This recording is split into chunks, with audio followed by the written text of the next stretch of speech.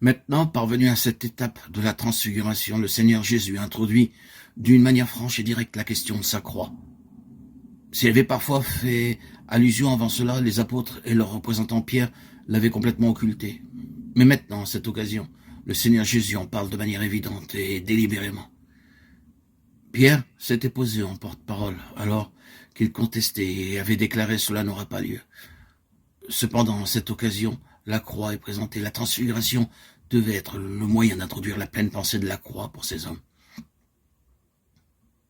Ils réalisèrent que la croix n'était pas comme ils le pensaient alors, la fin de tout, la honte, l'échec, la réprobation et le déshonneur, conduisant au désespoir. Plus tard, lorsqu'ils saisirent que la croix était plutôt le contraire de toutes ces choses, alors la transfiguration prit une nouvelle dimension. Et ils le virent comme Pierre a pu le déclarer dans sa lettre. Si vous relisez sa première lettre, Pierre affirme que les prophètes qui ont prophétisé touchant la grâce qui vous était réservée ont fait de ce salut l'objet de leur recherche et de leur investigation. Ils voulaient sonder l'époque et les circonstances marquées par l'Esprit de Christ qui était en eux et qui attestait d'avance les souffrances de Christ et la gloire dont elles seraient suivies. 1 Pierre 1, 10, 11. Pierre est alors et désormais entré dans cela de la bonne manière. Avant, il répudiait les souffrances à cause de la gloire. Il la mettait en premier lieu. Les disciples aspiraient la gloire, mais sans vouloir passer par les souffrances. La croix était quelque chose qu'ils ne comprenaient ni n'acceptaient pas. La gloire, oui, mais la souffrance, non. Après cela, Pierre l'a compris de la bonne manière.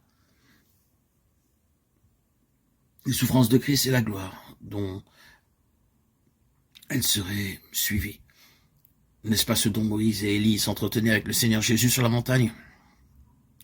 Le départ qu'il allait accomplir à Jérusalem de la souffrance à la gloire. La transfiguration était la contrepartie de la souffrance de la croix. Elle n'était pas destinée seulement pour le Seigneur lui-même. Elle était destinée aussi à ses leaders parmi ses serviteurs, car il doit avoir des fondations saines, un terrain sur lequel le Saint-Esprit descendrait pour leur permettre de voir que non seulement la croix du calvaire, mais aussi toute son œuvre était éclairée par la gloire et avait la gloire pour finalité. Ces souffrances étaient en vue de la gloire. Ils devaient le saisir plus tard. Vous et moi, nous avons besoin de ce message, le message de la transfiguration à ce stade de développement est celui-ci. Tout n'est pas maintenant transfiguration. Il y a beaucoup de plaines et de vallées encore. Il y a la croix. Remarquez que le Seigneur Jésus, en parlant de la croix, dit « Celui qui voudra sauver sa vie la perdra ». Cela doit être expérimenté et nous passons par cela.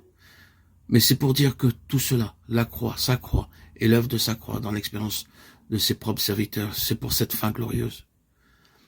Ils seront glorifiés ensemble avec lui.